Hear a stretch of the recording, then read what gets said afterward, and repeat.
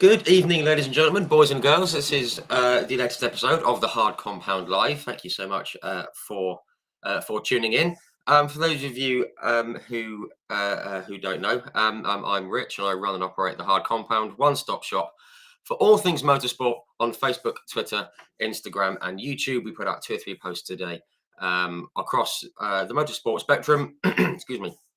In the form of race reviews, race previews, any breaking news we try and cover as quickly as possible, throwbacks on this days, birthdays, and anything else we can shake a stick at from the worlds of F1 to touring cars, IndyCar, NASCAR, rallying, bikes, and everything else. As you might have noticed, we also do these live video interviews. These are streamed on our Facebook, Twitter, and YouTube, as you will know, as you are tuning in on one of those 3 platforms.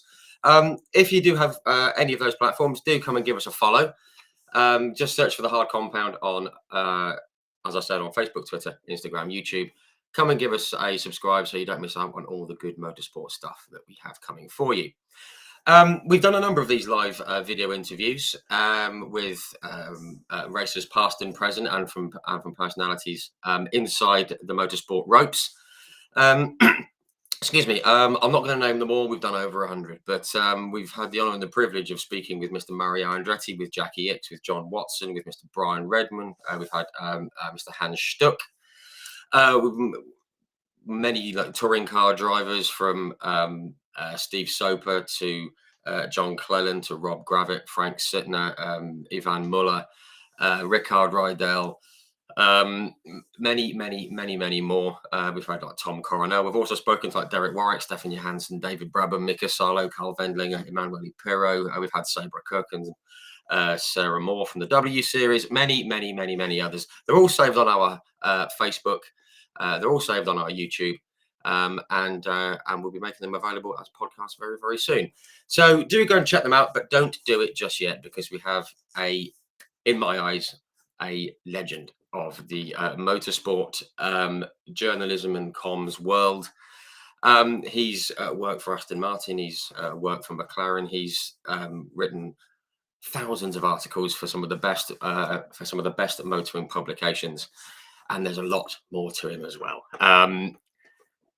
Famed for his tweets on this days and birthdays and his incredible motorsport knowledge. We're going to bring him in right now. It's a real pleasure to welcome Mr. Matt Bishop. And there we are. Matt, how are you?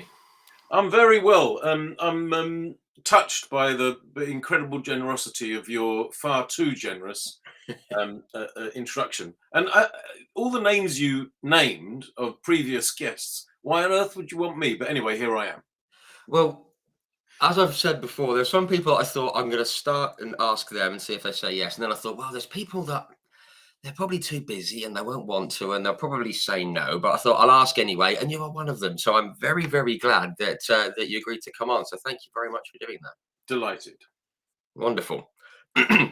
Right, before we get cracking, just want to say hello to the folks who have tuned in already. There's a good number of you. Thank you very much. If you have any comments or questions, do pop them in to the comment section on whichever platform you are tuning in on, and we'll do our best to work them in. We've got quite a bit to cover, and we're going to cover it in detail, but not labour too many points, hopefully. And we're going to skip through all kinds of lovely subjects. Firstly, Matt, how's everything going with you? You've had a bit of a change of direction in the last few months, haven't you? Yeah, having worked, obviously as a journalist when I started 30 odd years ago in Formula One, but then working 10 years for McLaren as comms chief, comms communications and PR chief, 10 years there, and then W Series again in comms, really. One of the launch senior management team at launch time, brought in by David Coulthard, and then of course Aston Martin for the last 2 years, which was fascinating. We'll probably talk about later, but that came to an end in December of last year, so just a few months ago. And it so happened I turned 60 in December of last year, so I am 60. And I thought, what shall I do?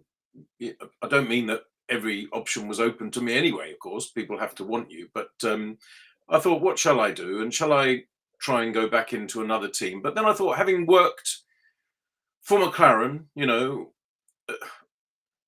my very first year there was 2008, and Lewis Hamilton won the championship that year, and I worked incredibly closely with him for the 5 years that he was there before he left. And having worked with Lewis Hamilton, Jenson Button, Fernando Alonso, and Sebastian Vettel at Aston Martin, so 4 world champions, I thought, look, I've had a great innings, and I'm incredibly lucky. But the thing I'd always wanted to try my hand at as well is doing my own thing, my own agency. So yeah, in the summer, the beginning of the year, I kind of worked on setting it all up. And then in the summer, I launched Diagonal Comms, which is it's an agency, boutique agency, where we do comms, PR, media, digital marketing, and various other related services for anyone who wants to pay us to do it, in connection with anything to do with wheels, really, motorsport and or automotive. And we're only starting off, so we've got a few clients, but not that many yet. But literally, we've been going for less than 3 months.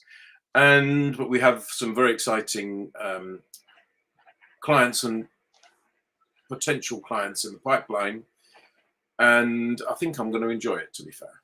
Excellent. That sounds like it's made a good start, and obviously I hope it gets bigger and better, and people come on board and can benefit from your years of expertise, which obviously we're going to tap into. So yeah, that's excellent, and it just goes to show you can always change what you want to do, doesn't it? You can always go and try any route you want, which is lovely.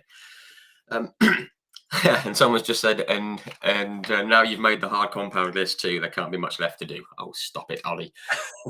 Goodness me, making me blush. Well, just before we get into what you've been doing, obviously there's been some big news in the world of Formula One recently, and obviously we know how much you love F1. You've worked in it for so long, and it's been a huge part of your life. There's a big name lurking, shall we say, and possibly entering F1 with Andretti. I personally would love to see them on the grid, having a new team in. Just wondering what your thoughts are on it with what's gone on in the last few days. I completely agree with you. I see there has been a little bit of divergence of opinion. In fact, I think it was today we had 2 big beasts of Formula One, didn't we? Lewis Hamilton and Lawrence Stroll, both weighing in on the subject, both diametrically opposed to each other in terms of opinion. And it so happens I've worked with both of them, Lewis Hamilton and Lawrence Stroll. And Lewis knew when he said, I'm absolutely in favour of it, and I know I'm not going to be very popular in saying that, but I completely agree with him. And I think it's a pity that he realised quite correctly that he wouldn't be necessarily very popular in saying it in terms of popular with the teams, because the fact is there are 10 teams at the moment, so financially they are disincentivized to want another team or teams to join, because the revenue gets split another way. But I don't think that's the only way to look at it.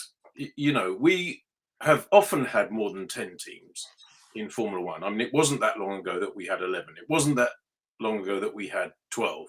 When I first fell in love with the sport in the 70s, there were more than that. And then in the 80s, we had pre-qualifying, if you recall, because I remember it very well. Yeah, there were so many teams and cars that we had to whittle it down to a manageable amount to even run qualifying. And so there were people who didn't get into qualifying because they failed to pre-qualify.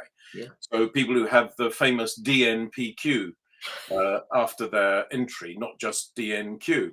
Anyway, Life and Andrea Moda and Zach Speed and Osella and all the brilliant little teams that we loved.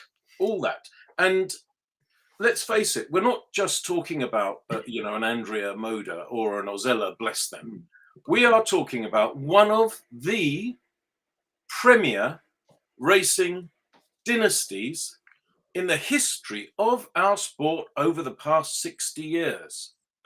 Now, if we're actually literally going to say no to him, Mario, and Michael, and everything connected with that family and dynasty, and the fact that they're bringing extra American focus and interest to a sport that we want to be global. I mean, I say we, anyone who everybody in Formula One should want that, should want it to become as more successful as it as ever has been, whether it's through Drive to Survive or whether it's through the Andretti's arriving. And they might have Cadillac as an engine, and why would you not want that? And it's naked larceny that the teams would say, no, we would prefer not to have it. So having worked with both those gentlemen, and I have huge respect for both of them, Lawrence Stroll and Lewis Hamilton, Lewis is right. I would absolutely agree. Obviously, as you said, everyone is allowed their opinion. Of course. And they should not be pilloried for it, ever. But I am very much agreeing with you, and I think an extra team. Okay, the sizable cake gets cut into more slices, but it's for the good of the sport, surely. As you say, for a number of reasons. Look, what's the smart thing to do? Is the smart thing to worry about how many slices your cake is going to be sliced into? Or is the smart thing to try and get a bigger cake? I think the smart thing is to try and get a bigger cake. And I think bringing Andretti and Cadillac in is going to get you a bigger cake. And then you can slice it 11 times and it'll still be a bigger slice than if you slice the current cake 10 times. That's a brilliant way to look at it. I may well be stealing that. But no, I completely agree. I think with the commercial side of Formula One being so vast and so huge and so lucrative, as you said, that cake can only get bigger. So we shall see. We'll see what F1 and the teams decide. So that's the present day. I mean, what I like to do is find out where it all started for you. Obviously, there's a few people that we've spoken to. I've mentioned some people. Obviously, we had Alonso Jr. His father was quite good at racing. We spoke with Rick Parfitt Jr. He began racing lawnmowers with the members of Queen, as you do. And there's a great many ways of getting into motorsport. I was just wondering where your interest came from. My interest came from I don't know where, because my father was and is a concert pianist, classical concert pianist. But he and my mother split up when I was 2. So, I saw him a bit, but he didn't have an enormous influence on my upbringing. But anyway, he had no interest in Formula. I doubt if he actually even knew what Formula One was. Right. He's American. He was Californian, or he's Californian. So, he would have heard of the Indy 500. He probably wouldn't have heard of the Monaco Grand Prix. Right. Obviously, he has now. But I mean, when I was born in the early 60s, in 62. And my mother was a novelist. She definitely wouldn't have heard of the Indy 500 or the Monaco Grand Prix. You might have heard of Stirling Moss, because everybody had heard of Stirling Moss, in the 50s when she was growing up. But where did it come from? I was a little petrol head. So, I'd walk along the street looking at cars and saying, Mummy, that's a Morris Oxford. Mummy, that's an Austin Cambridge. And these names do date me, don't they? Can you imagine calling a car a Morris Oxford or a Austin Cambridge? They did. Anyway, I thought road cars were cool, and I still do, by the way. I'm still a petrol head. And then I discovered, by pure chance, because I spotted a magazine in a newsagent called, wait for it, Autosport. And I thought, what is that gorgeous car on the cover of that magazine? And it was in 1972, so I was 9, going on 10. And it was a beautiful blue car. Of course, I now know what it was. It was Jackie Stewart's Tyrrell. Oh. But I just thought it was the most magnificent thing I've ever seen with 4 wheels on it. Well, a superb place to start. And there you are. So that got me into it. And I asked my mum to buy me that magazine. And I've never really looked back. Wow. That's a great place to start. And I began with the same thing. It was the toy cars and then Autosport. And I remember it said Mansell Magic. You're obviously quite a bit younger than me, but we knew that already. It was mid-80s, but yeah, Yes. I shan't say. Um, I mean, did you ever think about getting behind the wheel yourself? Did you want to get down the racing route? Did you ever think? I knew I wasn't good enough. I did actually, my first not my very first journalism, but one of the earliest roles I had in journalism was at Car Magazine, which still exists now, Hmm. and as writing features, writing news, and doing road tests. So, which included, getting a car sideways for a photographer in a corner in Wales usually, or somewhere like that. And we got very good at doing that. It's a knack. It doesn't mean you can drive quick, but it means you can get the tail out for the photographer. And it's great fun, probably illegal, and now something you wouldn't want to do, but the world was different, hey. And but I realized, even then, I realized that I wasn't actually quick. And I never wanted to do anything I wasn't good at. That sounds arrogant, as if I think I'm good at anything. I don't. But what I actually think is that there are some things I'm passable at, and I don't think I would be passable as a racing driver. So I never really went farther. But I did enjoy road testing. If you got a 911 or a Lamborghini Diablo, it's fun to mess around in it, of course. Yeah, but it, Yeah. yeah, as you say, it like doesn't necessarily mean that you can race it and be competitive lap on lap. I think I would fall into that category. Particularly as I've been driven, I'm so lucky. I mean, everything in my whole life is lucky, but I've been driven by some of the very, very best drivers that there have ever been, and so I know what quick looks like from close quarters, and I ain't it. I mean, I suppose that's a good thing. I mean, you can see that someone's very, very good at it, and you think, okay, perhaps something else. That's happened many times to a lot of us, I'm sure.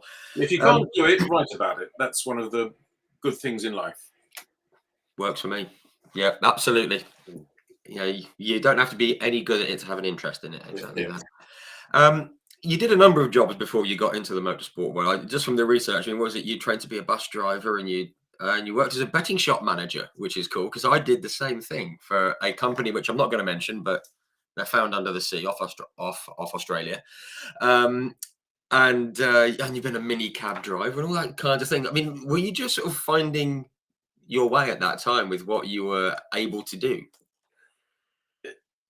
I was very good at school when I was a kid, when I was young, when I was 11, 12, 13, 14. I think I was quite often top of the class. But then this is not anything I'm remotely proud of. And if anybody is young watching this, please do not do as I do. Do as I say, which is not what I did. But I just got extraordinarily bored of school when I was about 15. Sure. I found myself more interested in other things, and perhaps we won't go into detail about what those were, since this is a family show. But anyway, that just certainly distracted me from schoolwork, and I drifted past O levels, which are the modern equivalents of GCSEs at UK, and drifted mainly because of the work I'd done earlier. Kind of drifted past and got reasonable results of that, and then completely ballsed up my A levels because I just wasn't working at all. And didn't go to university at that time. And then thought I'll throw myself into the world of work, and I did various things that you've described. By the way, I failed to be a bus driver because in the test I failed the test for driving too fast. Actually. That'll never work as a bus driver. You can't. No, I was turning left off the Euston Road into Gower Street, which is 2 lanes one way going left, and there was a 14 bus, and then me, trainee bus, and he was in the left lane going left, and I was in the right lane going left because I was preparing to turn right into Grafton Way thereafter. This is all in London, obviously, and where I've lived all my life, every day of my life, and I was drowned with him, and the examiner was furious about that. He said I should have let him go first, but I didn't touch him or do anything. Anyway, we're allowed to overtake on the outside, aren't we? We're not James Hunt. We're allowed to. So it's all good. Anyway, I failed, and then one of the betting shop manager, and it was actually via that greyhound racing, which was hugely popular in the UK and in particular in London. Yeah. I mean, London, there are no greyhound racing tracks now, but there was Walthamstow and Wimbledon and Walthamstow, Wimbledon, White City, Catford, Romford, Crayford, Romford, Crayford, yeah. They were all over, and Hackney, and as a result, I worked in a few of them, and I met a guy called Jim Cremin who worked and still works now, 40 years later, for the Racing Post. Wow. And we got chatting, and he said, "Would you like to write a piece or two for me? Because you've got the gift of the gab, mate. You could." I thought, well, maybe I will. And so I did write about racing, greyhound racing, and people seemed to like my little witterings about that in the Racing Post. And by the way, in my Wikipedia entry, it says Sporting Life, but it is actually Racing Post. But I'm not going to correct it, because if you correct your own Wikipedia, it's the most pathetic thing to do. So I'll leave it. If anybody fancies changing it, you can. Anyway, so I did then become something of a journalist, I suppose, writing columns for the Racing Post. And then I started sub-editing for the Racing Post. And then I started sub-editing for Car. Then I was features editor and so on and so forth. And then I was on my way. Wow. Okay. Excellent. That's sort of a nice, it sort of, not sort of fell into it by accident, but maybe a slight unorthodox route into the world of totally unorthodox. Which is lovely. Yeah, we like that. We don't, obviously we all enjoy the, well, I went karting and then, which is great, but it's nice to hear a different story. That's lovely. I did read somewhere that it was in Car magazine, it was almost or totally exclusively road-going cars, wasn't it? It was an automotive thing. And is it true that you persuaded the editor to include a bit more motorsport to yeah, we had the odd, we had very little, but Gavin Green was the editor, good guy, still know him, and he Australian. There was a grand tradition at that time of Australian motoring writers who called themselves muttering rotters, and they came over from Australia to England, or to the UK, England really, I suppose, and started writing for the British magazines. People like Gavin Green, Ian Fraser, Steve Cropley, Mel Nichols, and I ended up working with most of them. But anyway, Gavin was the editor at the time, and yeah, I said to him, let's have a bit more racing. And then Nigel Roebuck came in, who started writing a great column called Inside Line. Obviously, Nigel Roebuck, complete legend of, some people are a legend in their own lap time. He's a legend in his own laptop, I always say to him. And he really is. I mean, absolutely beautiful writer. Writes like a Rolex. And hugely well regarded as well, and rightly so. Oh, and so knowledgeable, and such a raconteur, and a lovely guy. He and I have had some great dinners over the year. I must actually give him a bell quite soon. We've had some great dinners. Anyway, I began to write a few of those pieces myself, and then go to the odd race. So we're talking about 30 years ago now, this would be, and beginning to attend the odd race for Car magazine. Formula One race, and British touring car races, and other things as well. But I suppose I started going to about 4, 5, 6 Grand Prix a year at that time, and then I worked for F1 Racing when it was launched in 1996. Yes, which was the first specialist, well established by a proper publishing company, Haymarket. Formula One magazine, and then I went to almost all the races, and some years absolutely all the races. And then I went to McLaren when Ron Dennis hired me, and then I went to all the races. So I've done a ton of races. I'm not one of these people who counts and who can give you, I've done 426. I haven't got a clue how many I've done, because I haven't. Most seasons I didn't do them all. So I think a few seasons I did them all, but most seasons I missed.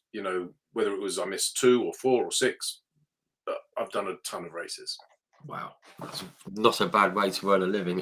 It's that's the dream for many, I think. So you mentioned Mr. Roebuck. Someone who I sort of always put in alongside him is like David Tremaine. I think he's absolutely wonderful. He was actually the 100th guest on here. I couldn't think of anyone better to have on. And there's some guys you think, where, and I think you are one of them. It's like, how do you retain all this knowledge that you have? I mean, there's so much knowledge in your brain. You're like I think you three guys are like an encyclopedia of everything. There's It's an incredible capacity. I wouldn't dream of trying to compare myself to those guys, or indeed to these are all people that I worked with as well, and was, when I was the editor of F1 Racing, was able to commission as well. Very, very great privilege to be able to pick up the phone to Nigel Roebuck or David Tremaine and say, would you like to write a piece for us? And them saying, yes, I'd be happy to. People that I had read, because they're a bit older than me, and because I'm 60 and they're probably in their 70s, these guys, but also not just those two, also Peter Windsor, Alan Henry, Maurice Hamilton, and all, legends in their own laptop as well. And, great privilege. And, people think I'm vaguely knowledgeable about the sport, and I suppose I've been in it for quite a long time, so I have absorbed some knowledge. But compared with Nigel, compared with Peter, compared with the late Alan Henry, whom and David as well, but Alan Henry was quite extraordinary. There used to be a McLaren, when back in the day when I was a journalist, this was, because of course I joined McLaren after this, but there used to be at the Stoke House, which is a lovely restaurant on St Kilda Beach in Melbourne, and there always used to be a media quiz on one of the days leading up to the Australian Grand Prix when we started going to Melbourne in '96, and rather than Adelaide. And Alan, you always wanted to be on Alan's team. You always wanted to be on Alan's team because Alan just knew he was extremely good. There are some other people my age who are very, very knowledgeable as well. Mark Hughes, Joe Sayward, Paul Fernley, who doesn't actually go to Grand Prix, but sits at home producing extraordinarily well-turned and well-researched historical pieces as well. And I believe Joe's working with David, isn't he? David Tremaine. I believe they're working together, and amazing. I think even like David was recounting which hotel number he stayed in at Estoril and things. It's just like, it's an incredible knowledge. But no, there's some amazing people. Some amazing people out there. You mentioned Ron Dennis and McLaren, another amazing person. Just to backtrack, I mean, he recruited you as, was it director of communications at McLaren? You got to know him through doing interviews and just being around the motorsport media. You did I guess the expose, I think it was, on the McLaren brake steer system. Was that before? I assume that was before he recruited you, and he recruited you in spite of the. Honestly, that was the most extraordinary thing. If you told me at the end of 1997, which is when the brake steer story was scooped by myself and Darren Heath, our photographer at F1 Racing, if you told me that I'd end up spending 10 years working at McLaren and I'd be recruited so to do by Ron Dennis, I'd have thought you were completely off your rocker. He was absolutely furious. I'm sure. For those who don't know the story, I'll just very quickly say, what happened was so in those days, you remember, there was no such thing as digital cameras. Yes. It was all film. So Darren Heath used to come back from the race on the Sunday night, and we'd be sitting in the office on a Sunday night, putting the magazine to bed. There was no social media. There wasn't even any internet or anything. So it was just paper. And anyway, he brought the films, and he had to take them to the processor, which is Metro Processing in Clerkenwell, and he had to wait while they were processed, and then he'd bring back the transparencies, long strips of transparencies, and then you would lay those on the light box so that you could then put a coil, a lens, if you like, and look down on where the transparency was lying on the light box to see each picture. Okay. Anyway, this was the Austrian Grand Prix. He'd come back from the Austrian Grand Prix, and he said, "Matt, come and have a look at this." So I went and looked at, photographers, if they're at a corner, they do this, they're panning, and they take a picture of every car that goes past. So he was standing at the on the inside of the Lauda curve, as it was called, the Niki Lauda curve, which was a third gear left-hander in those days. And he obviously did a panning shot of the Ferraris, the McLarens, the Jordans, the Arrows, the Saubers, everybody. And he said, have a look at all these. So I started looking. And the McLarens had glowing disc brakes on the rear, but not the front. And that's already very unusual because of the weight transfer. You either see front and back or just front because of the weight transfer when you're braking. Of course. I said, why is this? That's a bit odd on the rear, especially as none of the other cars had any brake disc glow. He said, it's even odder. Matt, look, that's on the exit of the corner, not the entry. I said, Darren, you've got to be wrong. You've got to be wrong. Who's braking on the exit of the corner, you idiot? Yeah. He said, they've already done that. Yeah. He said, exactly. So I said, are you sure? They said, yeah, look. And it was clear, actually. It was the exit. And only the McLarens were applying, as far as we could very clearly see, because the brake discs on the inside rear were glowing red hot. They were applying brake on the exit of the corner. And to cut a long story short, we did some sleuthing, which included, as usual, finding people who were prepared to whistle blow. And it turned out that it was a second brake pedal called the brake steer pedal that the driver would be able to apply only to the rear brakes and switchable by a cockpit mounted switch to be only left or only right. And as he went into the corner, he would switch it to be only left for a left-hander or only right for a right-hander, and then just fiddle the brake a little bit with his, because there were two brake pedals sitting next to each other, fiddle the brake with his left foot as he floored his right or applied the throttle. And Häkkinen was very, very good at it. Coulthard was quite good at it, but Häkkinen was very, very good at it. And we realized that we had the picture showing that the brakes were being applied on one side only and on the back only, because we had the picture I've just described. But in order to prove it, we needed to get a footwell shot. Well, how do you get a footwell shot? Well, yeah. Impossible. So the next race was Nürburgring, and Darren was getting ready for the race, and we blagged him. I was very friendly, still am, with Eddie Jordan, and I didn't tell him why, but I said, Eddie, I need a paddock scooter for Darren. He just needs to get around the track today. Okay, let me have a paddock scooter. So Darren had his paddock scoot ready, and I said, if either of those cars breaks down, because of course cars did break down quite commonly in those days, particularly if they had Merc engines.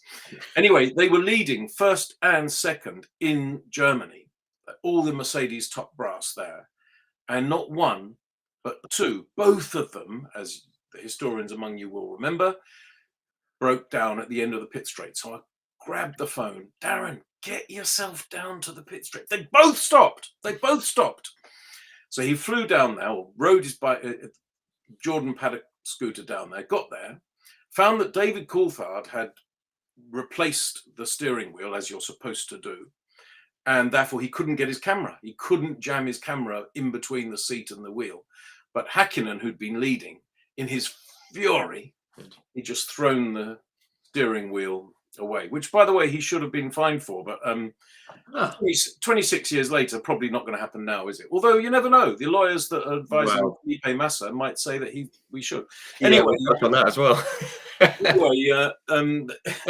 Anyway, but I loved Mika, and I was sorry for him. Anyway, he threw his steering wheel away, and Darren was able to put his camera down into the footwell. Of course, he couldn't see what he was shooting, so he was just, flashing, put the flash, changing the exposure, flash, changing the exposure, just putting his hand out. He couldn't see what he was taking. Of course, once he took his camera out, he couldn't see what he'd taken, until he then came back and went to Metro Processing again in Clerkenwell, and then came back with the long line of transparencies. And just one of the pictures, one was absolutely perfect. And it showed in perfect focus, accelerator pedal, main brake pedal, little brake steer. Wow. And we had everything we needed. and we did a big double-page spread on it. Wow. And we managed to keep the secret all the way through the next 2 weeks while the magazine was being finished and sent to the printer and all the rest of it. Can you imagine that? Keeping a scoop like that for 2 weeks, but we did. Fortnight. Pain of death. And then the funniest thing, poor Ron, was that in those days there were team principals meetings often in the Post House Hotel at Heathrow. So all the and Bernie Ecclestone and Max Mosley were at them, but also Ron Dennis, Frank Williams, Eddie Jordan, John Todd, all the lot, Peter Sauber, Tom Walkinshaw, all of them.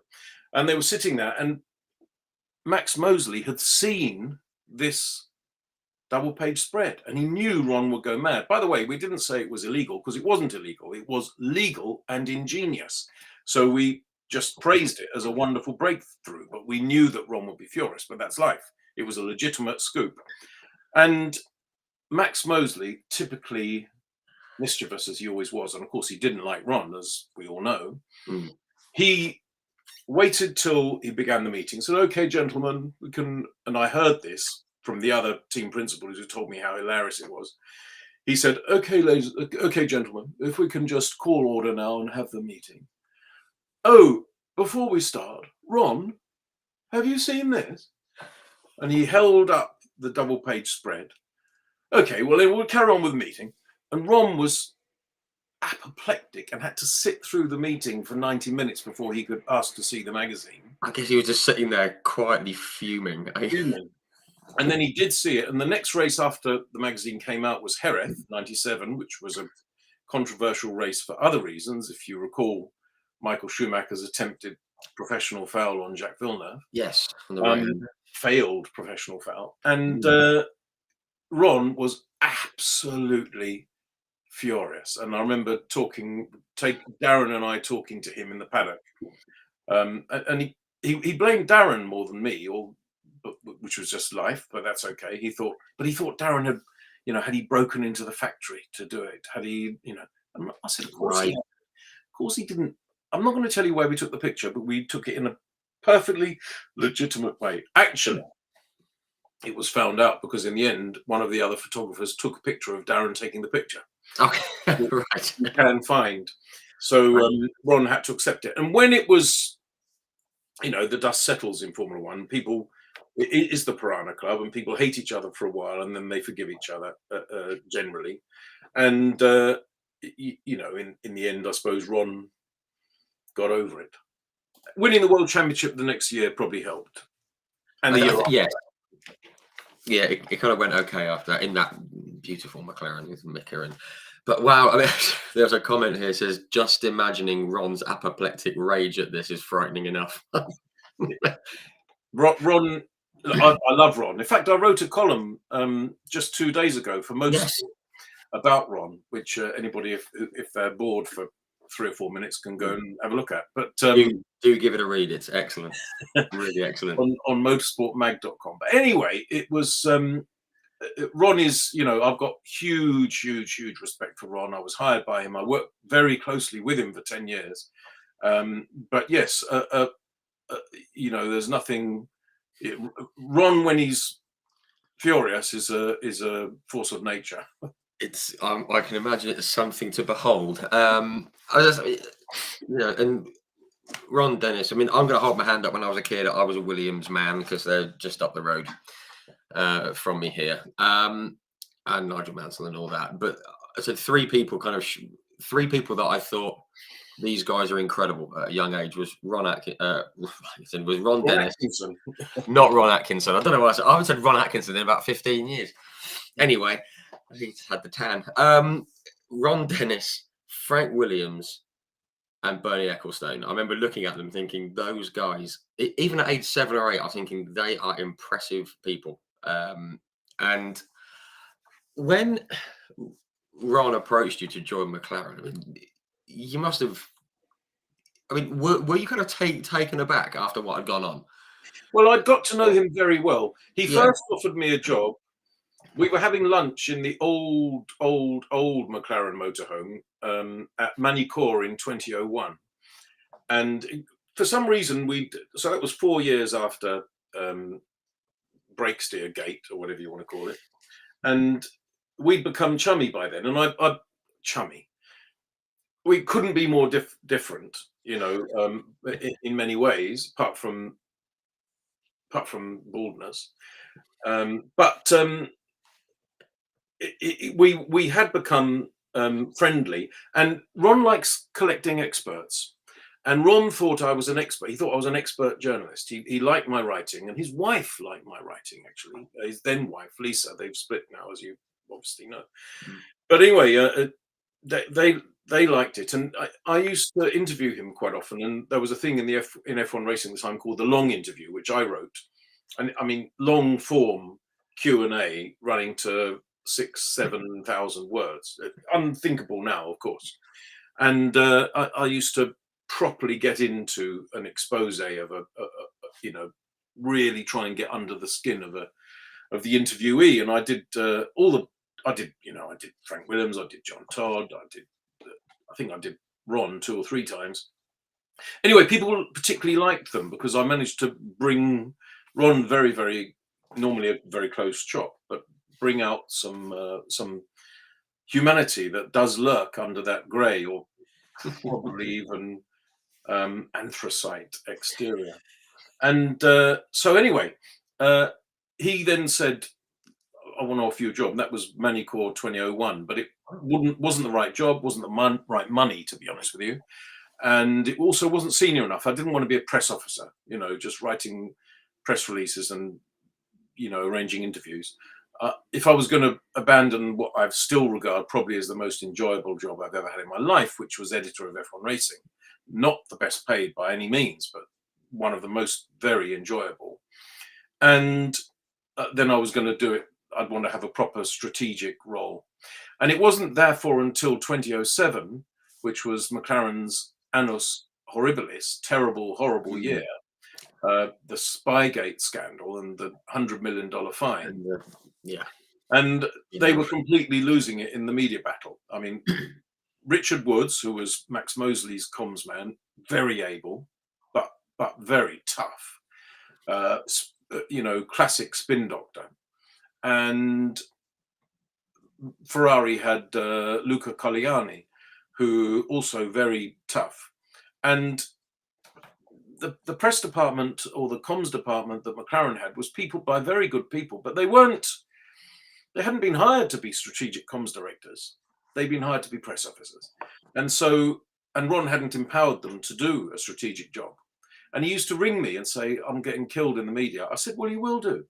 Because my journalists at F1 Racing, we get called by Richard Woods and Luca Colliani, who are spinning us these lines. And then when we call McLaren's press office to ask for reaction, we're not speaking about that. So the story will always be told day by day by day from the point of view of the FIA and Ferrari, without a counterbalancing element in your favor at all. You need to have, those who are willing to speak about it. Yeah. Sorry, I didn't hear what you said. It's just the stories told by those who are willing to speak about it, whereas Ron was. Yes. So I said to him, "You need to do that." And then it was the next Grand Prix after that was the Turkish Grand Prix 2007. And he rang me on the Thursday. I was walking down the paddock, I remember. And he rang me. He said, "Come and see me in the motorhome." So I went upstairs, and he said, "Work for me. I know I've asked you before, but come and work for me." And I realised that he was in the shit. He did need that assistance of a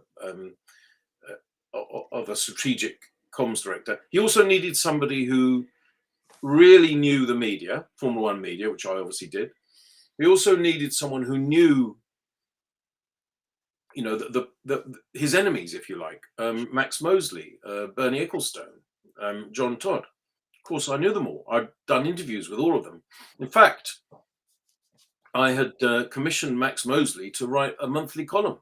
So I used to, in F1 Racing, I used to ring him up every month and commission him and ask him what to write. Never went to a dungeon with him, by the way, for the avoidance of doubt. Anyway, so yes. I wasn't going to pry. So anyway, I knew them all, and so I realised that I was in the lucky position of being the only person that a desperate multi-millionaire needed to hire, which is a great thing to happen to anyone. So I was very lucky. I told you I was lucky. I've told you I've always been lucky. And I was able to, not name my price, but I certainly gave myself a wicked pay rise and started work at McLaren on the 1st of January 2008.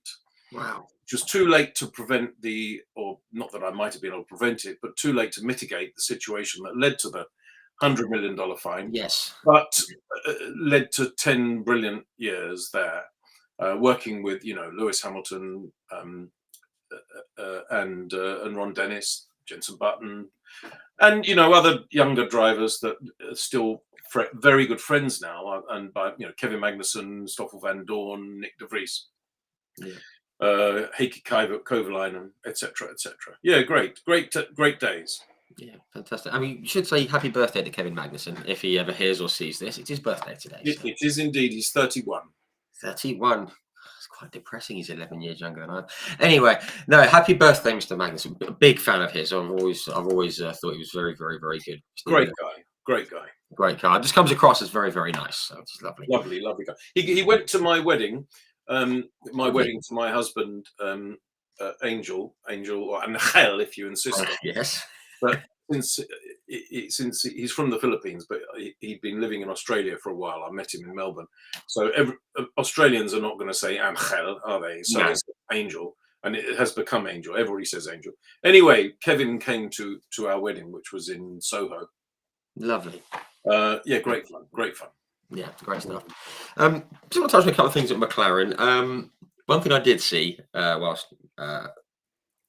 doing my research for this. I mean, and it's fairly well known that McLaren are well known for their, desks all aligned, everything absolutely pristine, presentation, professional.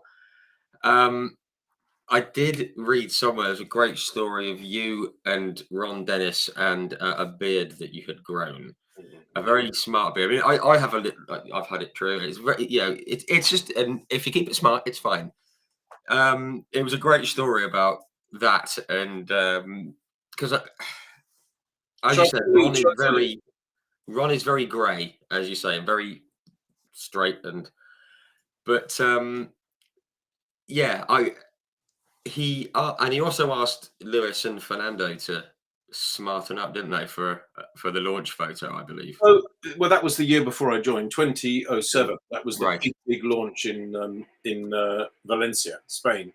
And if you look at those, if you Google, McLaren launch 2007, Hamilton, Alonso, they both look like GIs. They both look like American, Marines. They look like extras in Full Metal Jacket, if you know that movie. And they certainly isn't naturally how they wanted to have their hair, and they certainly neither of them have it like that now. But he was very much in favour of the short back and sides. And I remember him saying to me, Alex Wurz had tested there for years and years, if you remember. He obviously raced for Benetton quite successfully, and then ended up being a McLaren test driver. And then he got his chance when Juan Pablo Montoya had his apparently tennis accident, actually a motorbike. And so he had Imola 2005, was it? I think it was Imola 2005. He had his only start for McLaren. Yeah. And I remember Ron calling me into his. I wasn't yet working at McLaren. I was a journalist, but I was already very friendly with Alex. Alex is my best friend in the sport, I would have to say. And I'm very, very good friends, Alex and I. Anyway, we text every day, WhatsApp every single day, without fail, sometimes often. Anyway, Ron said, "You like Alexander? I know you know Alexander. So look at his hair. If I was him, I've got this chance. I'd have had everything organised, everything laid out. Look at his hair all over the place." Anyway, he said, tell Alexander," how he always pronounced it. Never called him Alex, always called him Alexander, but pronounced it like that. "Tell Alexander that he should have his hair cut." Anyway, I went to see Alex. I said, "I'm told, I've been asked to tell you." And he went, "No, I'm not having my hair cut, for God's sake. Put a helmet on, it doesn't make any difference." Anyway, he didn't have his hair cut. and he ended up finishing third, fourth on the road, but it ended up third after Jenson Button's BAR had been disqualified. Anyway, so that was that. And then years and years later, probably about, I don't know when it was, 2014, something like that, I was then working for McLaren. And I've always been bald, since I was, late 20s. And I, kind of gave it a shave. But I've, you sometimes feel you've got to have some hair on the head somewhere. So, sometimes I have a goatee, sometimes I have a bit bushy, sometimes I do all this bit, sometimes just like now, it's kind of stubble all over, David Richards style, and whatever works or whatever you fancy, and it doesn't take long to grow back. Anyway, one particular time I went to Spa, and I hadn't seen him for about 2 weeks, and I'd grown this beard. And Ron doesn't look at you when he's speaking; he looks up and away, and he looks around. He doesn't really look at you very much, but he was talking. We've been talking in the paddock for about 3 minutes, and then he looked at me, and he saw I had this beard, and he just said, "No, it's not you. No, it's not you. It's not you." And I said, "It's very neat." "No, it's not you. It's not you." Anyway, so there we are. But he put up with it. He put up with it in the end, and it was neat. Yeah, Kind of a messy beard with Ron. You could just about get away with a trim beard. Yeah. One thing I do remember as well is Alex Wirtz. He used to have, it was a superstition, didn't he? Have different colour boots. Yeah, but Ron put an end to that. I was going to say, I'm guessing Ron didn't. That was not that. No, it was in his Benetton days and in his days prior to Formula one red boot, one blue boot, and it was quite a cool thing, quite maverick, Harlequin, and everybody needs a bit of a. It was a nice thing. Anyway, the deal was black boots at McLaren, and there was absolutely no way that was the end of that. That was the end of that. That came to the end of it. You mentioned at the time, your first year was 2008. Obviously, the big moment of that season, Interlagos, you were there. I still remember it like it was yesterday. It's crazy. It's almost 15 years ago. What was it like in the McLaren garage HQ behind the scenes when obviously it didn't look like Lewis was going to do it? Timo Glock had the wrong tyres. We all know the story and what happened and all the ridiculous fallout from after it. What was it like when he'd done it? It must, because I was jumping around my room. I was jumping around like an idiot. Still the most amazing experience of my life. Really? Still the most. I mean, I'd worked very closely with Lewis all through that year. And remember the pressure. The year before, McLaren had been fined $100 million. Yeah. And that wasn't necessarily the very worst of it, because all the sponsors were reviewing whether or not they could apply their reputational clauses and get out. Oh, I see. And some of the sponsors did. Vodafone did not. Many of the sponsors did not. But if the other sponsors had begun to pull out as well, if the big sponsors had pulled out, particularly Vodafone, which was a huge payer in those days, then it would have been really, really bad. Anyway, they didn't. And we went racing in 2008, which wasn't absolutely certain that we were going to. Really? It was possible that McLaren could cease to trade if the fine had been applied and the sponsors had run for the hills. Wow. But they didn't. Wow. I think Mutua Madrilena did, and but it wasn't the biggest sponsor, Spanish bank. Anyway, or building society, something. Anyway, so we went racing. We went down to Melbourne for the first race, and we won. We won. And Lewis won. And it was quite extraordinary. I'd only just joined, don't forget.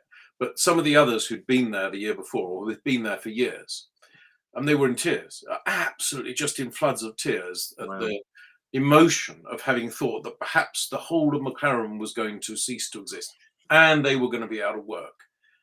And then that didn't happen, and we went to Melbourne and we won. Wow. Absolutely brilliant. And then the season was cat and mouse all the way through, as you know, and it wound down to Lewis Hamilton versus Felipe Massa. And we all know what happened, but I'll just quickly say, Massa, by the way, Massa, brilliant job, put it on the pole, led the race, won the race. Couldn't do more, couldn't do better. And I've got a lot of time for Felipe Massa. I know that his politics are not my cup of tea at all, which I didn't know at the time. And he's doing his funny thing, if he does end up doing his funny thing about Singapore 2008. But let's not talk about that just at the moment. Sure. At the time, in 2008, he did a brilliant job. He put it on the pole. He won at home in the city in which he was born, with his family there, his dad in the garage, his mates in the grandstands. Everybody he ever had met in his whole life glued to it on television. Yeah. And he was about to become, following in that great tradition of Emerson Fittipaldi, Nelson Piquet, Ayrton Senna. And he was going to be the fourth member of that extraordinarily glorious Brazilian motorsporting tradition. And he was going to do it with Ferrari as well, which is wow. And he did do it. And he crossed the line and he was celebrating joining that triumvirate and having done it in his hometown with his dad in tears in the garage. Just imagine for a second, just stop and imagine what that must have felt like for that little guy in that Ferrari cockpit, having done an absolutely perfect job that weekend. Yeah. And then, all of a sudden, whether it was a 15, 20, 30 seconds later, whatever it was, somebody will know, we all realized that no, Lewis wasn't going to be able to overtake Vettel, whom he'd been trying to overtake, Vettel in the Toro Rosso. But both Vettel and Lewis were both going to be able to overtake Timo Glock in the Toyota. And it happened on the last corner of the last lap. Quite extraordinary. You couldn't make it up. Yeah. And I mean, the next day I couldn't speak. I had completely lost my voice because I must have been shouting in the garage. Didn't know I was shouting. Engines are very loud then, of course, much louder than they are now. So shouting and just shouting, "Come on, Lewis, come on!" But I wasn't aware that I was shouting. But I obviously had done, and I've never known such an outpouring of emotion. Never known it in my life, never. And we just ran through the garage, and I remember knocking the televisions off the kind of ceiling stands where they were hanging from the ceiling. Just knocked them over. Didn't need them anyway. Smashed them down. Just ran. All the mechanics, all the marketing people, all the catering girls. We all ran like mad across the pit lane and up there and watched him go past. I can't talk about it. I can't. It's the most amazing, amazing thing. Anyway, incredible. Then my job was to take Lewis from TV crew to TV crew to TV crew to TV crew, and I did do that, and it was absolutely wonderful. And then Felipe Massa crawled through the legs and tripods and got his way through to the front, put his hand up and said, "Lewis, well done, well done." Oh, class behaviour. Beyond class. That's wow. To do that, as you said, the way you just so beautifully described it for him. Yeah, it takes that takes a lot. Wow, that's amazing. I'm getting a bit. Okay, you've done well. Wow, I mean, it was incredible. And obviously, this is before really the rise of social media and all that. There's some lovely stuff that comes with it, and there's some horrible stuff that comes with it. And I have to touch on this because Lewis Hamilton gets a lot more stick for doing nothing wrong, in my eyes, than anyone else does. Now, you can probably see where I'm leaning here. I mean, I spoke with Willie T. Ribbs about this, and you can imagine what his response was. I know he sometimes comes across a certain way, or some people see him in a certain way as arrogant or flashy or whatever. I'm just going to put this straight out there. I think a big chunk of it comes from what happens to be the color of his skin. I think. And I'm not saying everyone who doesn't like him. That's entirely incorrect and entirely unfair. But you only have to look at his brother Nick in the British Touring Car Championship. He works very hard. He brings his sponsorship. And the fact that he can even get into a car is incredible, let alone race it in one of the most competitive series out there. And he gets a lot of stick because he's always running around at the back. Well, so are other drivers. And there's one big difference between him and the other drivers, and it's the same difference that Lewis Hamilton has between others. And that's my opinion. I was just wondering what your thoughts on why Lewis Hamilton gets so much grief from people who you'd think would be supporting him, being from the UK. So, look, I, I have to start off by saying the same thing as you, which is that you're totally entitled to like or dislike anyone, whether it's a politician or an actor or a singer or a sports star of any kind. You're totally entitled to like or dislike them. That is an inalienable human right. Absolutely I agree. don't like Boris Johnson. I don't like various people. I do like various other people. We're all the same. However, I do agree with you that there does seem to be a rather larger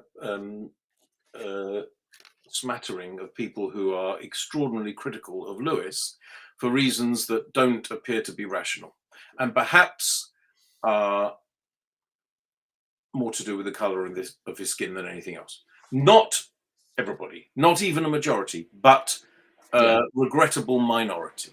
Of course, yes. And that is, I'm afraid, you either realise that's the case or you don't realise it's the case, but it's still the case. It's terribly regrettable. Of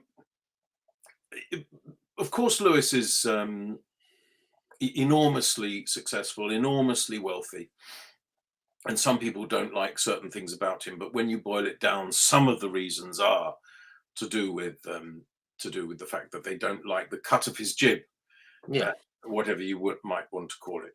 Look, personally, as I say, I worked with him for 5 years, very closely, 2008 to 2012. In those days, he was a young man. He was 22 to 26 or whatever he was during that period. Now, obviously, he's 38, and he's had his rites of passage. He's grown now into a mature and confident man who has his own opinions, not only about racing, so that, as we said earlier, he can say that he thinks that Andretti should be welcomed, and he doesn't care what Toto Wolff thinks about that. And I don't know that Toto Wolff thinks different, but Lewis didn't check it, I'm sure, and seek permission. He speaks from the heart and he shoots from the hip. Yeah. And so he does that now, but he also speaks about other issues, wider issues. Some people don't like that. But really all he's doing is standing up for human rights. He is a heterosexual man, and yet he wears LGBTQ plus rainbow motifs on his helmet.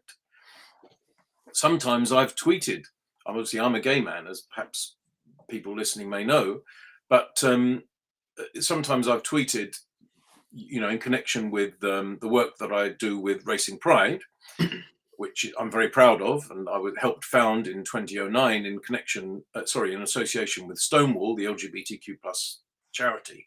And I think we do great work, and it's not, of course, all me. It's lots of people do much better work for Racing Pride than I do. Brilliant people, very proud to be connected. But I sometimes do a tweet.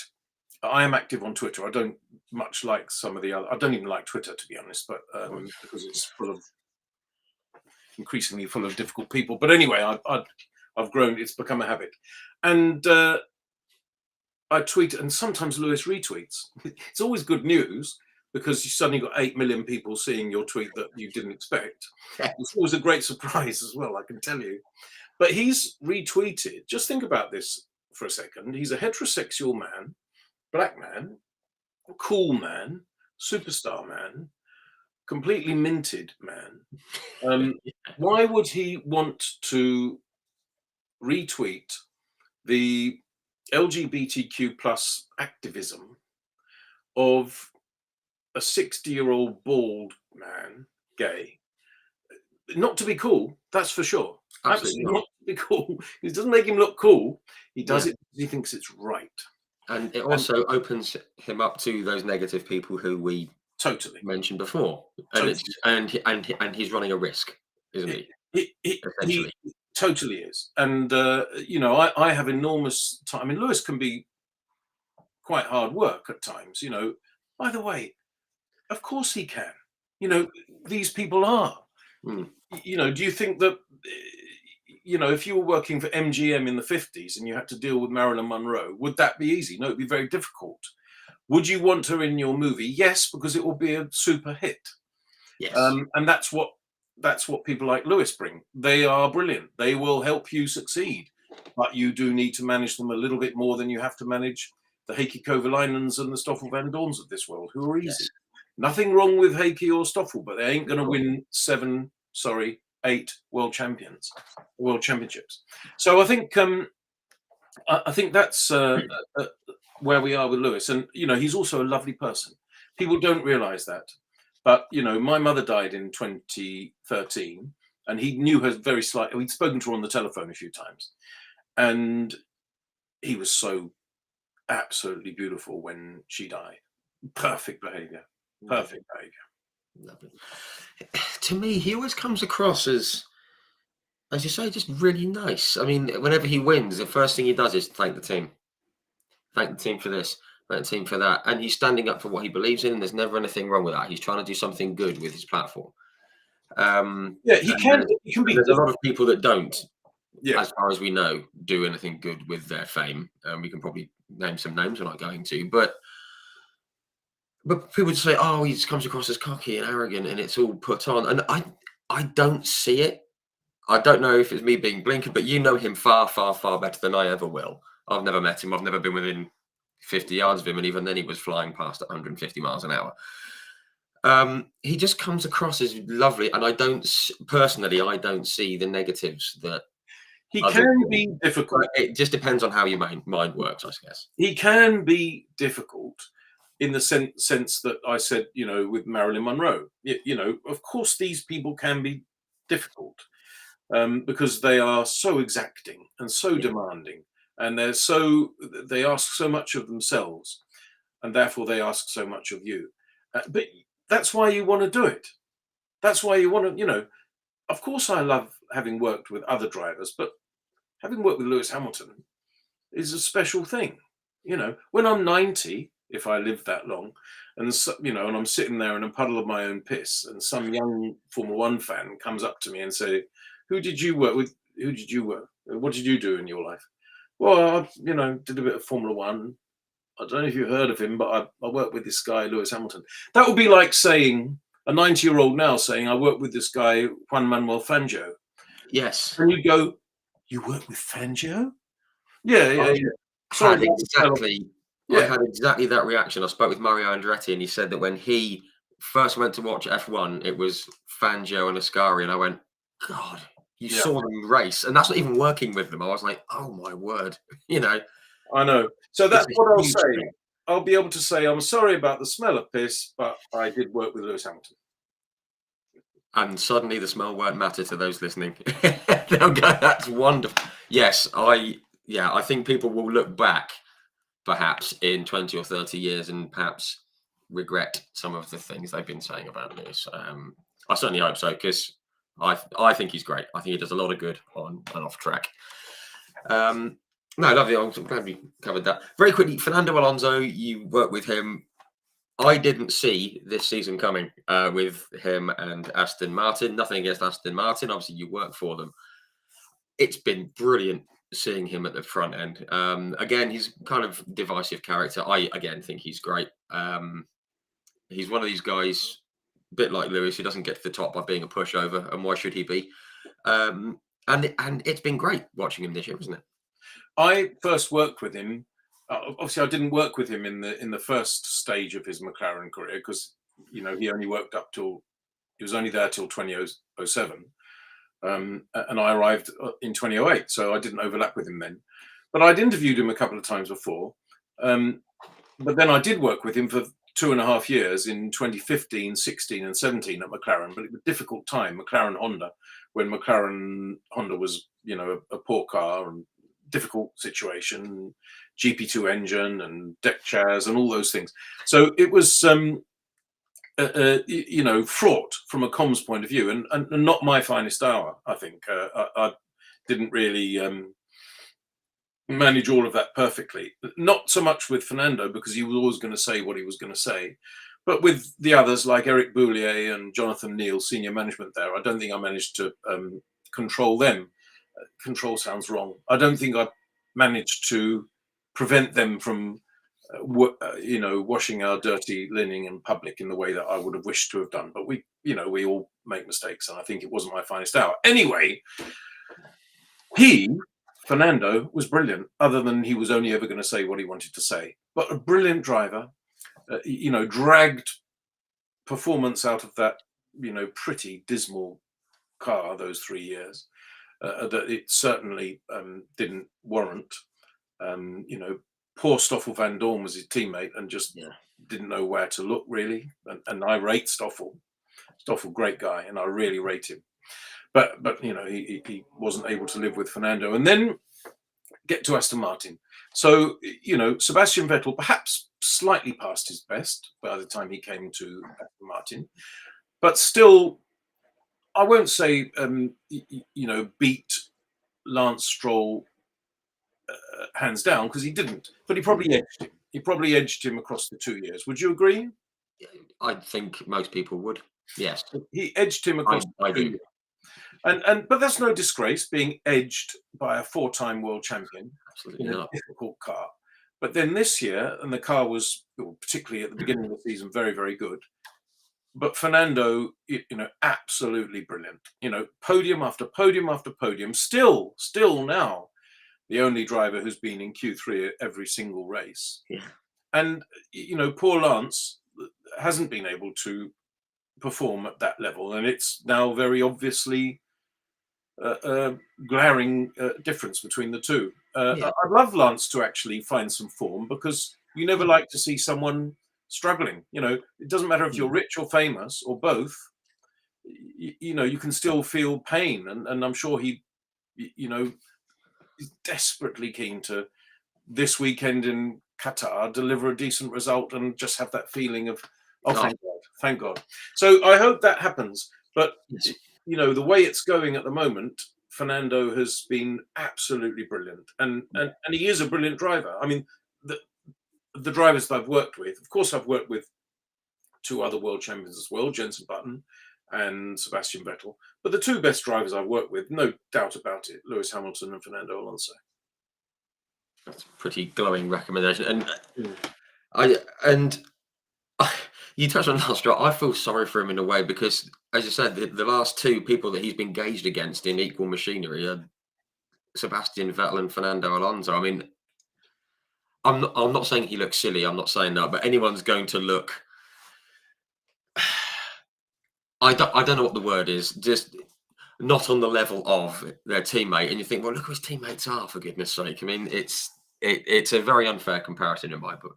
It is. And what a force of nature. I've used that phrase before. I mentioned it in connection with Ron Dennis. But 42 years old and still driving at that level. It's astonishingly impressive. Incredible. And he's done Indy, and he's done everything out, and an amazing guy, a guy I'm a big fan of. I was with him at Indy, because of course when he raced in 2007 at Indy in the Indy 500, that was for the Andretti team, but the team, the car was entered by McLaren, and it was the same weekend as the Monaco Grand Prix, so it was the first Monaco Grand Prix I missed for 20 years. And but I decided to go to Indy because it was probably the bigger story, really, than us being knocked out in Q3 in a McLaren Honda. Sorry, in Q1 in a McLaren Honda. So I went there, and it was a great weekend. And by the way, if anybody, it's a bucket list thing for a motorsport fan, for a racing fan, to go to the Indy 500. It's quite extraordinary. It was the only time I ever have been to it. And I did go to it. It was wonderful. But of course, the result was hugely disappointing. Of course, he was in with a chance of the win. He really was. And of course, it was an Andretti car, Takuma Sato, who did win. Yes.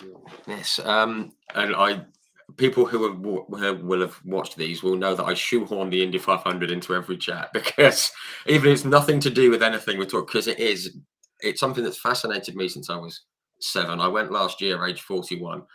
And I echo what you say. You have got to go. It's even if you're not a fan of IndyCar, even if you think it's just going round an oval and all that chin music. Brilliant. It's staggeringly good, isn't it? It's fabulous. The other person we mentioned there was Mr. Vettel, who I know everyone is very fond of him because I said I've never met him. I've never been within 150 yards of him. Terrific driver. Just has come across as just very, very lovely and much more human in the last few years. And it sort of links us to the racing pride and the LGBTQ plus community. He's been a huge supporter of it, and rightly so. He's a remarkable chap, isn't he? Yeah. Look, when he arrived at Aston Martin in 2021, and I arrived in 2021, so we were both new to the team that had been called Racing Point. And I said to him, "What kind of comms do you want to do?" He said, "Well, not very much, really. I'm bored of it all." I said, "Well, you've got to do some. You have got to. And by the way, our car's not going to be very good, so we need to find some good stories for the sponsors.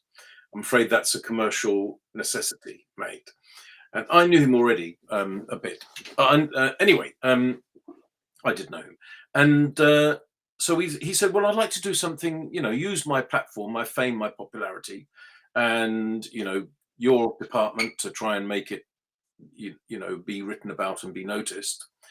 I'd like to do some things that are actually good for humankind, if you like."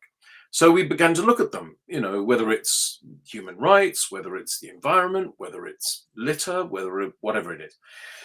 And as you probably know, we did quite a lot of those activations, and he wanted to do them. He absolutely wanted to do them, and threw himself into them, and is now still doing them, as you saw at Suzuka. Yes, with his B initiative, which not all the drivers, but most of the drivers helped with. And when we got to Hungary in 2021, and there had been a law passed there, which was a terrible law, which basically said that there should never be any positive depiction of LGBTQ plus people in media. They must either be not depicted or depicted negatively. wow. And nobody under the age of 18 must ever be told anything about them at all. Wow. So that was the law that came out in Hungary, and there was quite a lot of people were up in arms about it. Various charities were up in arms about it, and various people with a platform were up in arms about it. Anyway, he got there and he said, "Right, I'm going to when it comes to the grid, when they all used to wear these t-shirts with slogans, I'm going to wear a rainbow one with same love he wanted to have on it, which he did do. But he said throughout the weekend, I'm going to wear this pair of Converse sneakers that I bought that have got a rainbow flag on them. So I'm going to walk around in them." And I said, "Well, I'll make sure that a few people, photograph them and ask about them." And when it came to the FIA press conference, he was asked about them. And of course, that became a talking point. Yes. And I remember how he answered the question. He said, "We are in this country, and I think that the law that has been passed is an iniquitous law, because all I'm going to say is this: everyone in the world has an inalienable right to be who they want to be and love whom they want to love." You couldn't put it better. Yeah. And unless you're a pretty hard-bitten, bigoted type of person, you can't really argue with it. Yeah. Everybody has an inalienable right to be who they want to be and love whom they want to love. And this government is trying to stop them. And, he was very impressive. And then after that, I began to explain to him, I said, "Let's do this, let's do that." And I said, "Have you heard of the program Question Time?" He said, "No." So I explained what BBC Question Time was, which of course is, the most prestigious political panel show in Britain. That was founded in 1979 and has been on the television ever since. And I explained it. And, sports people don't go on it. It's basically every week there's a cabinet minister or a shadow cabinet minister, probably a captain of industry, probably a political journalist, and then somebody a bit of a wild card, usually a political actor or somebody like that. Anyway, or novelist, but somebody with a political outlook. Very, very few sports people, but he went on. And just think about this for a second. He's operating in his second language. He's being asked questions about a country he's never lived in, detailed questions. And I remember briefing him. My goodness, I've never briefed a Formula One driver so carefully. Sure. And briefing him in the Uber cab on the way to Hackney, where it was being filmed in East London. And I remember at that time, Partygate, Boris Johnson Partygate was a big issue. But then the Conservative Party was trying to whip up a storm around Beergate, which was Keir Starmer had apparently had a beer during a meeting, and they were, trying to make that be a thing. So I remember explaining to him about Beergate and Partygate, and he was, it was only about half an hour before we were going live, and he was having to learn all these things, and he was very, very good. I think he was extremely good, and I remember one time. I mean, he's a remarkable person. Him and Lewis, brilliant drivers on track, brilliant drivers off track. And I remember one particular time, if you get asked a question, there's 5 panelists, you don't want to be the first. It's always difficult. But if you're the 4th or the 5th, at least you've begun to listen to the other answers, and you've seen what the audience has clapped at or booed at, and you might have had a little bit of time to think about something, maybe even write a few phrases down. Anyway, if you're first, it's hard. And Fiona Bruce is the compere, the MC. And the question was, should Finland join NATO? I hadn't briefed him on that. I hadn't expected that to come up. That's a curveball. Yeah, and she said, Sebastian. I thought, oh my God, what are you going to say?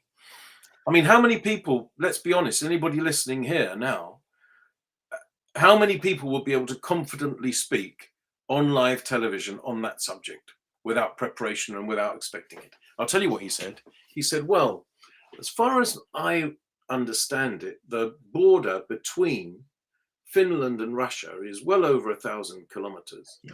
And it isn't quite that long ago that Finland was directly at war with Russia at the end of the Second World War.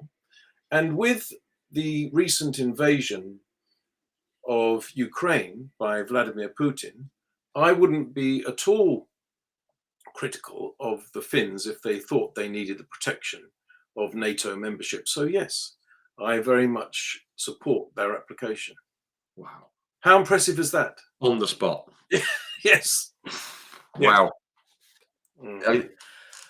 I remember watching that thinking he has come across absolutely brilliantly, isn't he? He was terrific. And I'm sure you can take a lot of credit for that. Absolutely. They were both, Lewis and Seb were both absolutely, wonderful to work with. And I still have the odd WhatsApp with both of them, and I'm amazing, extremely lucky to have worked with them, and absolute career highlights, obviously. Yeah, fantastic. That's amazing. There are many people who have come on here and said they have a WhatsApp with Sebastian Vettel and Lewis Hamilton. That's lovely. Very quickly, I'm aware of the time. I do want to touch on, we mentioned some issues that you've had on social media because of who you are, being yourself. People have a problem with that, bafflingly. But it's all due to culture and background and perhaps a religious leaning or whatever it might be. I've noticed a couple of times you've had to take yourself off of social media, and I understand why. In the face of this, to me, nonsense. I can only imagine how difficult it must be when these, I say people, to be people, you've got to be human, but these people come up and say these things. And I can't imagine the point at which you go, I've had enough of this. And you have to just take yourself away just for being who you are. I think unfair would be the understatement of the millennium. yeah, it must be Well, very look, incredibly difficult. look, I think it's you know, I would say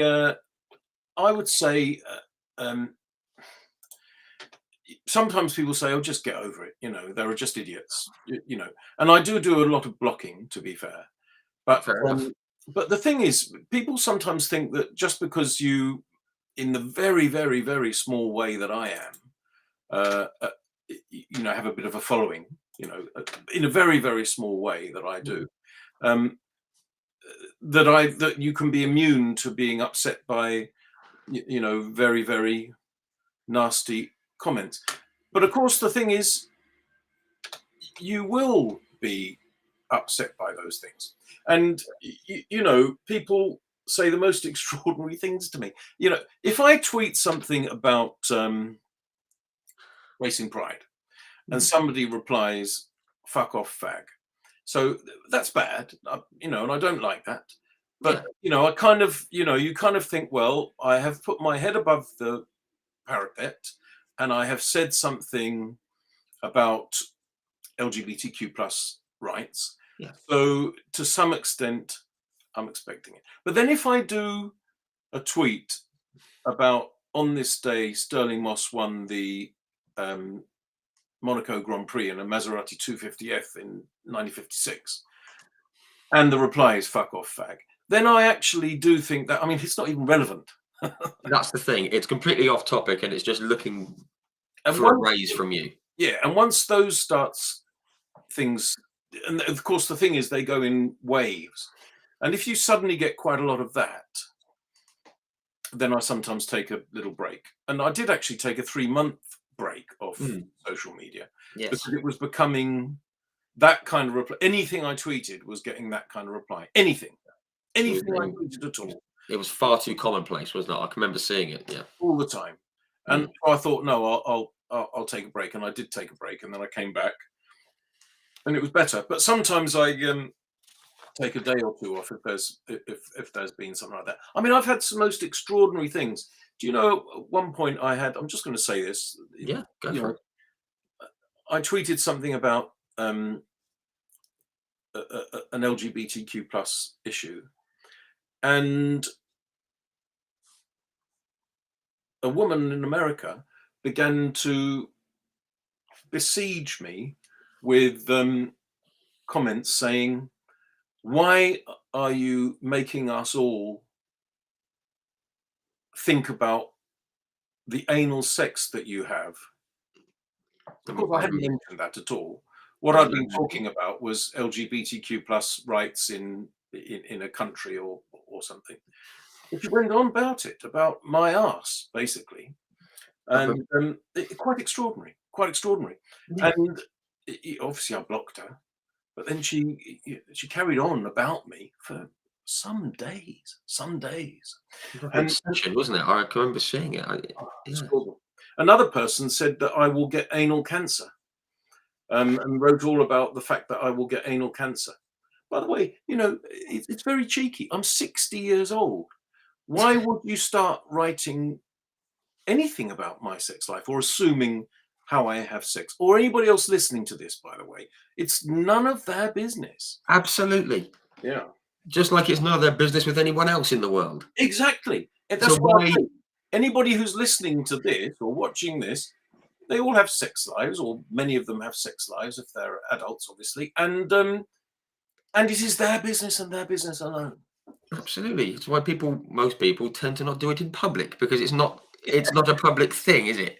Exactly. And Yeah. as I say, in my family, there are what you would historically refer to as the alternative sexuality. So it's sort of close to my heart, and it's just ridiculous. And yeah, not But that I I have will to say on apologise that, on anyone's behalf, but very sorry that you have to hear well, these thank you. kinds of things. I one of the things I do think about it is I don't particularly seem to have terrible difficulties with my mental health. Perhaps I will do at some point, but so far I feel reasonably robust. And I have had so many messages from people, you know, whether they're young people or whether they're people from countries where the laws are very disadvantageous to LGBTQ plus people, and many of them have said, can I send you a DM on Twitter? So I don't have to follow them. I can DM them if they DM me, if they follow me, and so then we've established the DM route, and and they've often said, it means so much to me that somebody who is senior in a Formula One team and has been there for quite a long time is stands up. I feel like I've got somebody in the Formula One paddock who has got my back, if you like. And I found it incredibly humbling when that happens. And if I sit there moaning about a tweet when you've got somebody who has to be closeted in Saudi Arabia for fear of death, Yes. then what am I moaning about? And I think that then redoubles one's efforts to think there is a need for LGBTQ plus solidarity, and some of the countries in which we race, we need to reach out to the oppressed minorities in those countries. Yeah, absolutely. And I think, and you don't have to be a member of the LGBTQ plus community to get on board with it. For the record, not that it matters, I'm a heterosexual male, and as I will back everything that you put out there to the hilt, and anyone else to the hilt, because I said, everyone can have their opinion and their reasons for an opinion, but just let everyone be who they want to be. It's, just let them be who they are, not who they want to, well, even who they want to be, because obviously there is that side. You can change who you are, which is absolutely fine as well. Let everyone get on with it, and let's all just be happy. That's how we should live our lives. Live and let live. Absolutely. Here to that. Yes, very quickly, just want to touch on this very quickly. You mentioned some countries that we're aware of where we go racing, and there's a whole thing about sports washing, isn't it? With we're trying to cover up the history of cultural divides with regards to sexualities and gender and everything else. I don't know what you think about it. While it doesn't fully sit right with me, but I don't know because I don't know all the details, I don't think we should avoid these countries, because otherwise you're just saying, well, that's how it is, and we're sweeping it under the carpet, and nothing is ever going to change if you don't go there. That's my opinion. I'm just wondering what your thought on that is. Well, I largely agree with you. And how I put it is this. If somebody said to me, or somebody listening here said, no, Rich is wrong and Matt is wrong, we should not go to Saudi Arabia, we should not go to Qatar this weekend, we should not go to various countries. If that's what they say, and they say we should boycott, then I completely defend that view if somebody has it. I'm not going to say that it's the wrong view or that you're an idiot for having that view. I completely accept the validity of that view. It isn't the view I hold. And the reason for that is this. I think whether we like it or not, money talks in sport, not just Formula One, but Formula One as much or more than any, but football the same, many sports the same. And money talks. And there is money in that part of the world, in the Gulf states. So they are going to host or want to host races and football matches and everything else. And by the way, they're going to want to invite Western artists to sing concerts and all sorts of other things. And business is going to be done. So that happens. So what do we do about it? Well, I think the worst thing we could possibly do is, if you don't mind me saying, what Bernie Ecclestone would have done, which is just go there, ram raid the country, take their money, put on a race, and bugger off again with their gazillions in your back pocket. And by the way, we have done that under the Bernie regime in different places. We went to, nothing wrong with the country at all, but, we did that in India. We did that in Turkey. We went there, took their money, never did anything to help in any way, buggered off again, and now we don't race in either of those countries. And haven't come back, yeah. We took their money. So what should you do? I think it's the worst thing you can do. what I think is for me, the sensible middle ground is to say, okay, we are going, for instance, to Qatar this weekend, or Saudi Arabia, or any of the other countries. You knew who we were before you invited us. We are a series of Formula One teams, peopled mostly by people who live in the United Kingdom, Italy, etc., etc. And we do hold dear a certain set of beliefs around human rights, which are not necessarily at large in your countries. So when we go, we do not just check in our values and principles at the airport, at Doha or at Jeddah, and leave them in the lost property office for 5 or 6 days, and then pick them up when we fly back to London or Bologna. We don't do that. No, we take those values and principles with us into the country, and then we go racing. And yeah, we try and put on a great race, by the way. And we hope that the citizens of that country enjoy it. And we hope that the citizens of the world enjoy seeing a well-run race in that country. But we also do say, because we will be asked by the media present, we do say, actually, we think that there are some imperfections, serious imperfections in the way that these countries are governed and run in terms of human rights, and we're prepared to say so. And we want to say so. And perhaps I'm naive, but I think that if you do that, it's just possible that you might move the needle ever so slightly, or perhaps move it a little bit quicker than it would otherwise be moved in terms of helping those countries to embrace social reform and human rights reform. Whereas if you just don't go at all, what possible positive effect can you ever have? So that's my view, but I completely accept anybody who disagrees with that. Yeah, I would agree absolutely with that. And as you say, if people disagree, so be it. As you say, it's just maybe just open up a little door in the brain about a different train of thought, especially with the younger generation in the wider world and everything. So hopefully that can happen. Fingers crossed. Obviously, it's not an overnight thing, but yeah, if you ignore it, it's just going to keep, being the way it's always been, and that's not what life's all about, I don't think. Right, okay, very, very quickly. Okay, we're going to get off onto sort of slightly sort of lighter things, starting with a couple of things very quickly. You alluded to it earlier on with a number of Lewis Hamilton championships. I don't want to rake all this up again. Abu Dhabi 2021. It all depends where you're from and who you support, I think. Very quickly, it doesn't matter to me who won and lost. I don't think it was done the right way, because you either let all the cars pass or none of them pass. That's my thoughts. You've worked inside F1. You were probably involved in F1 at the time. Just wondering what your thoughts were on how that was handled. Not pointing any fingers at Michael Massey before we go any further. Not pointing any fingers. I'm just wondering what your thoughts were on it.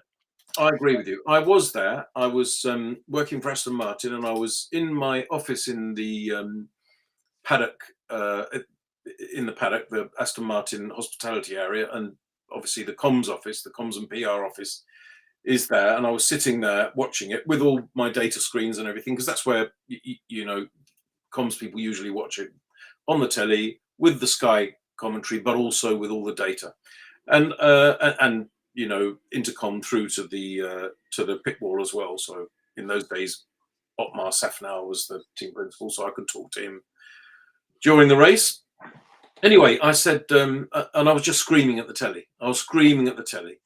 Either let them all past or none of them, or throw out a red flag. So yes, of course I agree. And it isn't hindsight, because we were shouting at the screen at the time. Absolutely. Now, having said that, I do think it's an incredibly high pressure job, race director. So, and I wouldn't want it, and I'd be absolutely rubbish at it. But I do think it was. Was not well handled. So okay, Lewis. If that had been better handled, Lewis probably would have been world champion, and then he would have 8 world championships. And that's why I made that comment a bit earlier, saying 7 or 8 world championships. But one thing I will say is, of course, I've worked with Lewis, and I have a soft spot for Lewis, and I've never worked with Max Verstappen, and I've never worked for Red Bull, but I just want to say what a fantastic driver Max Verstappen is. Oh, absolutely. Unbelievably good as anybody we've ever seen, really.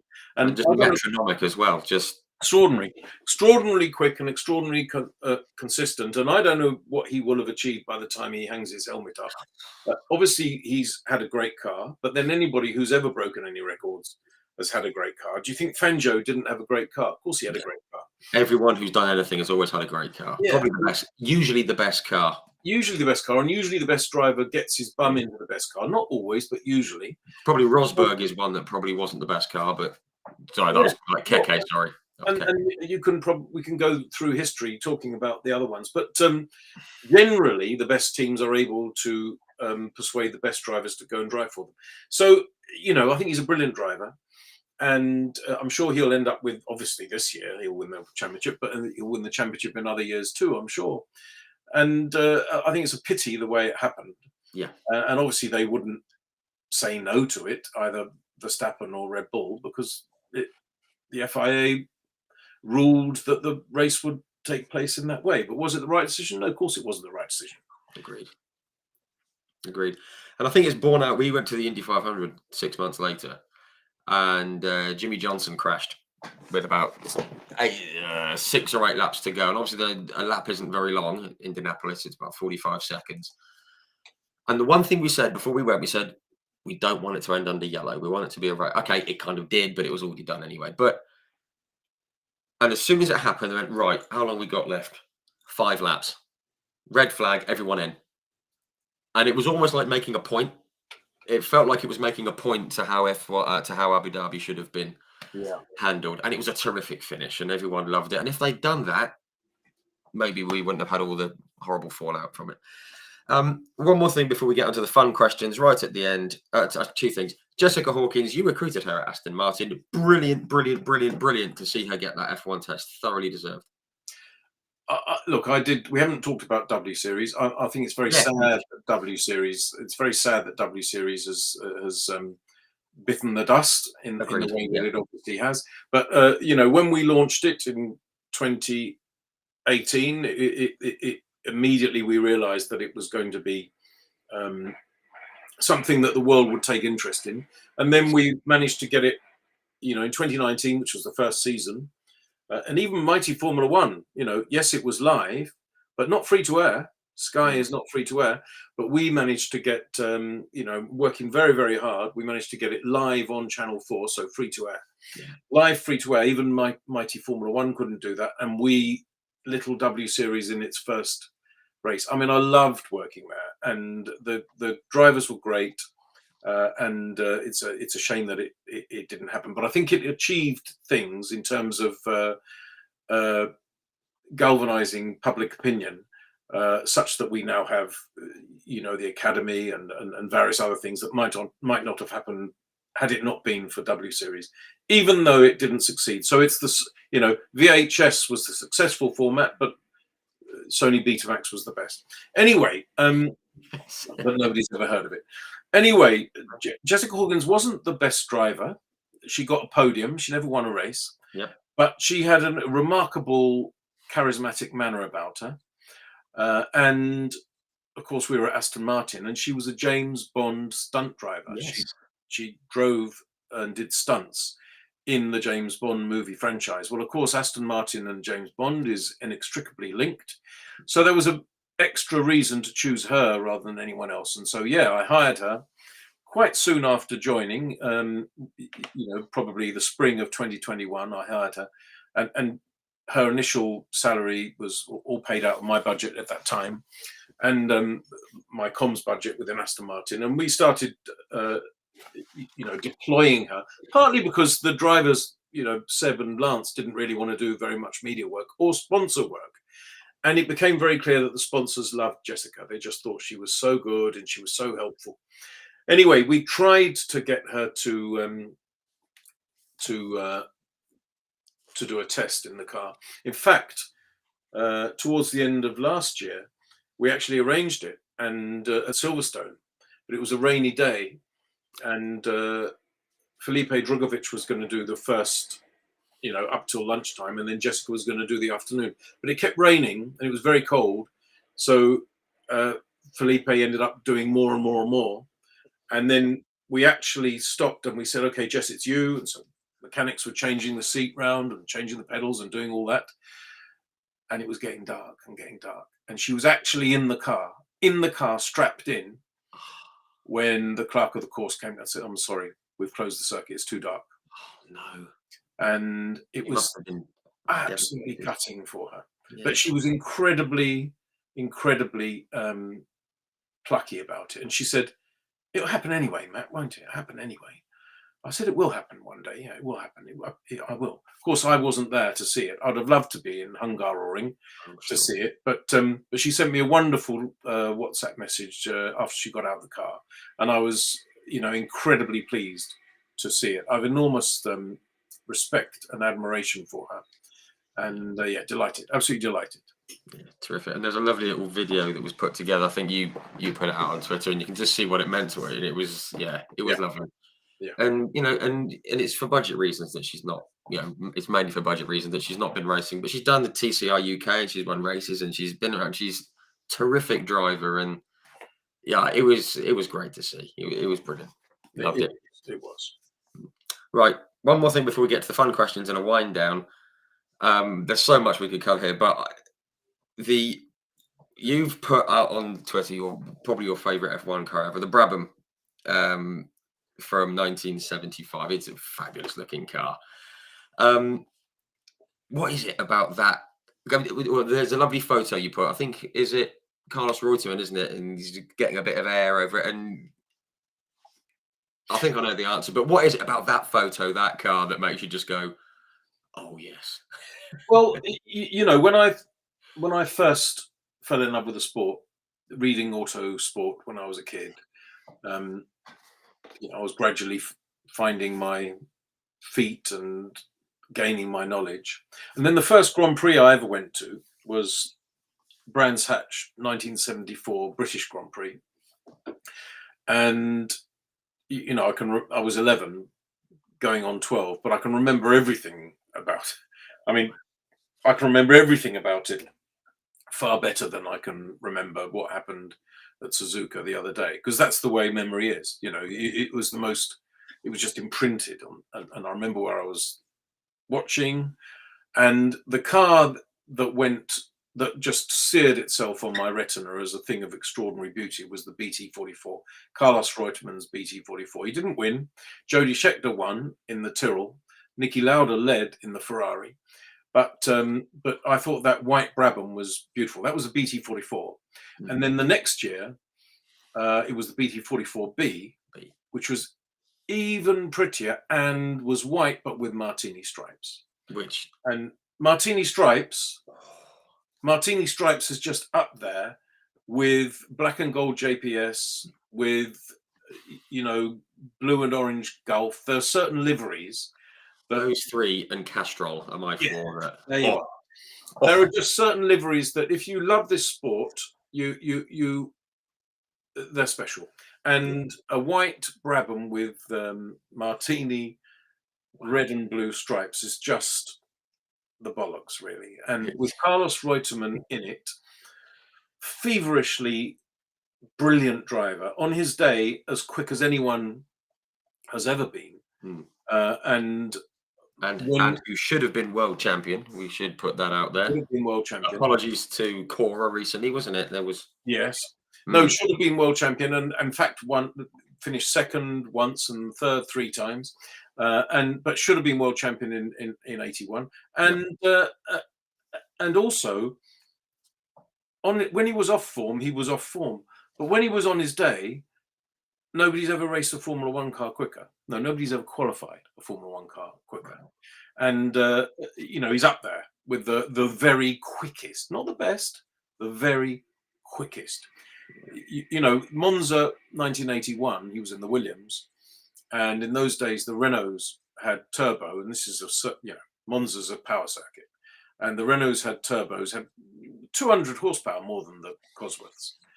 And Carlos Reutemann said, well, I'm going to take the front wings off and I'm going to go through both Lesmos flat. And the Lesmos were quick corners then, and nobody did that. And he split the Renaults. He qualified second. And the great Gilles Villeneuve, nobody braver, hardly anyone quicker. And he was racing for Ferrari at the time.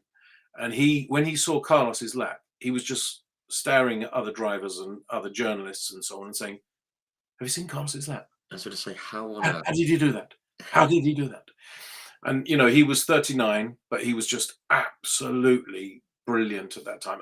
But then the next weekend, he could be didn't quite like it, or the tyres weren't right, or it rained when I wasn't at home, didn't want it to, and he wouldn't. Anyway, so him in the BT44B, Brandenburg BT44B has to be my favourite Formula 1 car, but I do have others.